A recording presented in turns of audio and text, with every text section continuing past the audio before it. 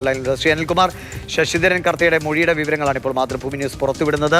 ഒരു സേവനങ്ങളും നൽകിയിട്ടില്ല, പിണറായി വിജയനുമായുള്ള അടുപ്പത്തിന്റെ പേരിലാണ് പണം കൈമാറിയതെന്നാണ് ശശിധരൻ കർത്ത നൽകുന്ന മൊഴി. അപ്പോൾ നമ്മൾ തിരിച്ചറിയേണ്ട കാര്യം, ഇന്ത്യൻ സെറ്റിൽമെന്റ് ബോർഡിന്റെ മുമ്പിൽ അഫിഡവിറ്റ് സമർപ്പിച്ചിട്ടുണ്ട്. അദ്ദേഹം സത്യം ചെയ്ത് ബോധിപ്പിച്ച അഫിഡവിറ്റിൽ പറയുന്നത് മതിയായ സേവനം കിട്ടിയതിന്റെ അടിസ്ഥാനത്തിൽ, കൃത്യമായ ധാരണയുടെ അടിസ്ഥാനത്തിൽ കരാർ നടപ്പാക്കപ്പെട്ടു തന്നെയാണ്. അതിനുശേഷം എന്ത് സംഭവിച്ചു? ശശിധരൻ കർത്തായുടെ മകനെ പ്രതിയാക്കിക്കൊണ്ട് ED പുതിയ കേസെടുത്തിരിക്കുന്നു. ശശിധരൻ കർത്തായുടെ സ്ഥാപനത്തിൽ നിന്നും അവിടെയുള്ള മാലിന്യങ്ങൾ നീക്കം ചെയ്തതുമായി ബന്ധപ്പെട്ട് ശശിധരൻ കർത്തയുടെ മകൻ തന്നെ നടത്തുന്ന മറ്റൊരു കമ്പനിയിലേക്ക് വ്യാജമായി കൈമാറ്റം ചെയ്തെന്ന് രേഖയുണ്ടാക്കി പണം കൈപ്പറ്റി, മകൻ പണം കൈപ്പറ്റിയെന്ന് മകനെ പ്രതിയാക്കി ED കേസെടുക്കുന്നതിലേക്ക് കാര്യങ്ങൾ വന്നു.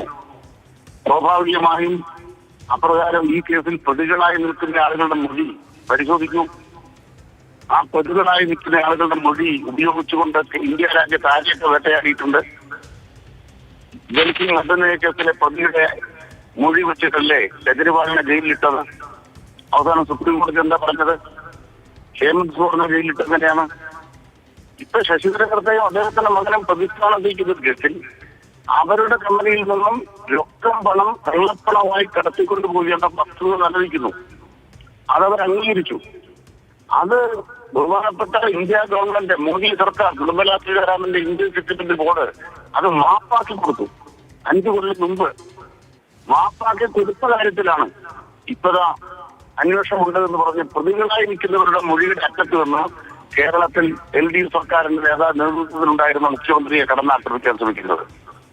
അത് അങ്ങനെ വേഗം വില പോകുന്ന ഒരു ധാരണയുമില്ല. ഇത് രാഷ്ട്രീയമായ കടന്നാക്രമണമാണ്. അതിനെ എല്ലാ തരത്തിലും നേരിടാനുള്ള കരുത്ത് ഇടതുപക്ഷത്തിലുണ്ട്.